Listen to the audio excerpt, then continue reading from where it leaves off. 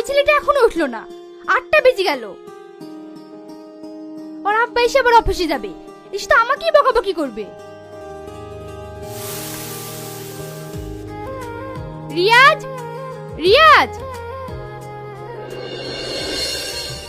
ওঠ, ওঠ আগে ওঠ। মা, আর একটু ঘুমাতে দাও। তোর আব্বা অফিসে যাবে, তাড়াতাড়ি বাজার থেকে সবজিটা নিয়ে আয়। কি সবজি? আমি কখনো বাজার করেছি?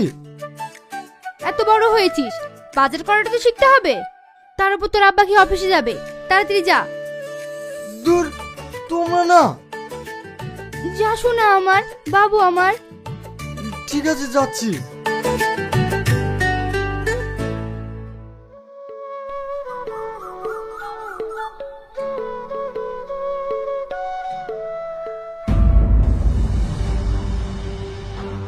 কি হয়েছে বড় মা, তুমি ওকে মারছো কেন?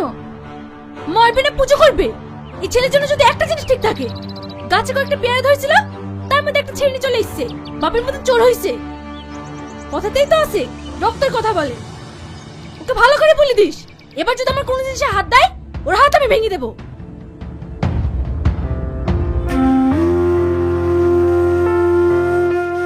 এই জানোয়ার, তোকে ওদের কোনো জিনিসে হাত দিতে নিষেধ করিনি। আমি পেরেছি নাকি? শিয়াল মিস্টার আমাকে পেরেছিল। তুই তো ভালো করে জানিস, যে যাই করুক না কেন, আমাদের গাড়ি দোষ পড়বে। আমার কোনো দোষ ছিল না, আমাকে কালি কালি মারলো। কাঁদিস নি, ঘরে বাসিবার টাকা আছে, খেলিস। আমি বাজারে গেলাম।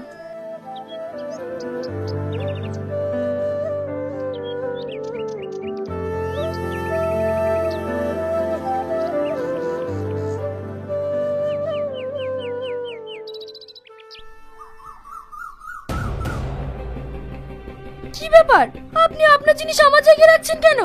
তোর মাল কোথায় রাখবে তুই জানিস। এই কাজটা কিন্তু ভালো হচ্ছে না। দেখ, তুই এই জায়গার লাগি 500 টাকা দিবি, আর আমি মালিককে 1000 টাকা দিয়ে বসেছি। দাদা, এই কাজটা কি ঠিক করেছেন? আমি ওসব কিছু জানি না। আমাকে যে বেশি টাকা দেবে, আমি তাকে জায়গা দেবো। কেন? ও তো বলছে আগে থেকে 500 টাকা করে দিত, আর ও এখন 1000 টাকা দিচ্ছে বলে জায়গাটা আপনি ওকে দিয়ে দেবেন?